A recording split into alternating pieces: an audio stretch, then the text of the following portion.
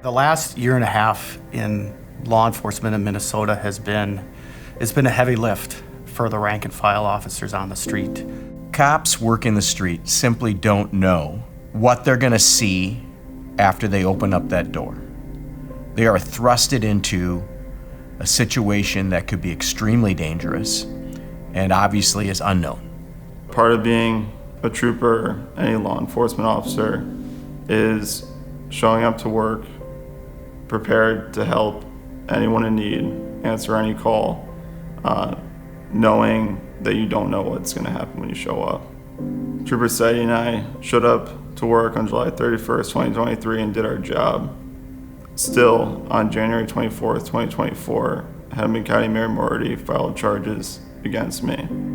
Watching him and Grace go through this since day one and just the world crashing down on them has just been absolutely heartbreaking, particularly since he's just so obviously innocent. We expect to have a thorough review of our actions. Society expects it, cops expect it. We plan for it, we know it's gonna happen. But that better be good faith, and it wasn't. It simply wasn't. When you have cops second guessing every decision they're making on the street, that makes it very unsafe, not only for that officer, but for society as a whole. This has to stop. This overwhelming feeling that from the county attorney that every time that a police officer has to use force, and it's not even necessarily deadly force, it's just force, that there was should have been some sort of mitigating factor. We should have had some sort of social worker out there to kind of get to the root problem. There are bad people in the world, and they don't want to admit that. In fact, they want to just keep putting them back out on the streets.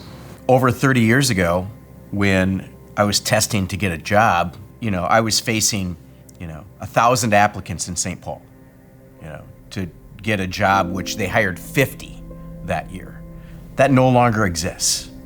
When I first started, I was up against 400 people, and I've seen the slow decline of people wanting to get into law enforcement because there's a fear of predatory prosecution and people being convicted for doing their job. We took a survey of active MPPOA members, and 8 out of 10 of our membership recommend that their children not be involved in the law enforcement profession. No one shows up at work wanting to use their firearm. I was put in a situation off duty on vacation where there was an individual shooting at a state trooper. I was able to acquire a firearm and put all my training and experience into action in a split second.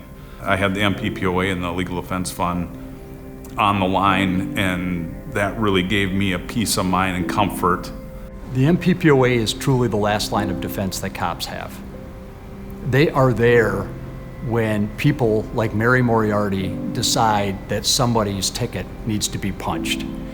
If the MPPOA doesn't exist, cops have no defense. My wife, Grace, and I are here tonight. No charges, all charges dismissed because of the MPPOA. MPPOA, we're a small but nimble organization. We represent over 10,000 rank and file members across the state of Minnesota. Whether it's the Capitol or the courtroom, we're there to represent our members. The MPPOA is over 10,000 strong. We cover basically every officer in the entire state. We fund our association through our own dues, as we should. The fight has become so great that we just simply can't do this alone.